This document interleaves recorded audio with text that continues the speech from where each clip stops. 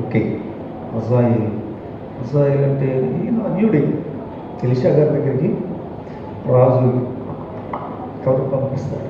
ఇలా మా రాజుగారు అనారోగ్యంతో ఉన్నాడు, నువ్వు ప్రార్థన మరి బతుకుతాడని చెప్పానంటే దానికి ఎలీషా చెప్తాడు, నిశ్చయంగా మీ రాజు బతుకుతాడు అని చెప్పి ఏడు చేస్తాడు. వచ్చిన సేవకుడు సైనాధిపతి చూసి ఏడు చేస్తాడు. అదేంటి దైవజంగా నన్ను చూసి ఏడుస్తున్నాను అంటే, ఇస్రాయేలీలకు ఉన్నత స్థానం దొరికేవాడను, ఇస్రాయేలీలకు కడుపులు చీల్చేసి బిడ్డలని నేలకేసి బాధేస్తాను అంటారు. అయ్యా నేనంతటి వాడనా నాయనా అని చేసి దేవుడు నీ ద్వారా ఇసానికి ఏడు చేయబోతున్నాడు అని ఏడ్ చేశాడు ఎలీషా. అక్కడ చూసి ఏడ్ చేశాడు దేవుడిలా. ఎందుకంటే తన ప్రజలు చేసిన పాపానికి పిల్లలండి లోపలి తగిన విధంగా శిక్షించబోతున్నాడు దేవుడు.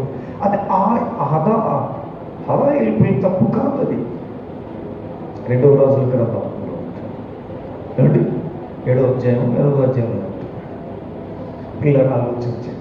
ఏమంటే జరుగుతుంది పిల్లలు చెప్పాడు, వాళ్ళు చెప్పాడు. అలాగే సరే వెళ్ళాడు. పిల్లలండి నువ్వు బాధపడతావని చేసి అన్నాడు. కానీ పిల్లలు తడి గుడ్డ ముఖం మీద పెట్టి చెప్పేసాడు రాజు. ఎవరు? తన రాజు కింద ప్రకటించుకున్నాడు. వాడి ద్వారానే ఇశ్రాయేలు కీడు చేయించాడు దేవుడు. దేవుడికి స్తోత్రం. ఇదంతా చేసింది ఎవరు? ఇదంతా చేసింది ఎవరు? ఎవరు? దేవుడే. ఏదైనా చేయగలిగినా, ఏదైనా చేయగలిగినా. నిజంగా మనం అనుకుంటాం ఆ మనుషులు మంచోళ్ళు కాదు, అందుకే అలా మనకి ఇంత కీడు చేశారు కాదు. వాళ్ళ ద్వారా పనిచేయించండి ఎవరు? ఆయనే. వాళ్ళ ద్వారా మంచి చేసిన వాళ్ళ మంచోళ్ళు అంత గొప్పలు ఎవరు కూడా లేరు అని అనుకున్నా సార్. వాళ్ళ ద్వారా కీడు చేయించింది ఆయనే, వాళ్ళ ద్వారా మేలు చేయించింది ఆయనే. ఏదైనా ఆయన చేయగలరు.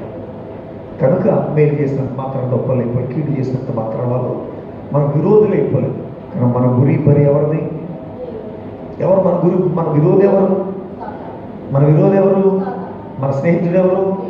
దేవుడు. మన స్నేహితుడు, మనవాడు, మన భర్త, మన కర్త, సమస్తం దేవుడు. మన విరోధి ఒక్కడే సైతాను. వాడు ఒక్కడే. కనుక మరొకరు పిల్లలు మనం ఆలోచించుకోవడం. ఈ స్థానంలో ఎవరికి ఉన్నంతసేపు మనం ఏం చేస్తాం చెప్పండి? ఇతరులు ఎలా ఉండాలో, మనల్ని ఎలా జాగ్రత్త పరుచుకోవాలో మనకు తెలుసు. మనం ఏం చేసుకోవాలండి? జాగ్రత్త పరుచుకోవాలి. దేవుడికి స్తోత్రం. అది రావాలి. అది ఆయన అడిగితే పిల్లలు ఆయన అంతా ఇస్తాడు. అలాగే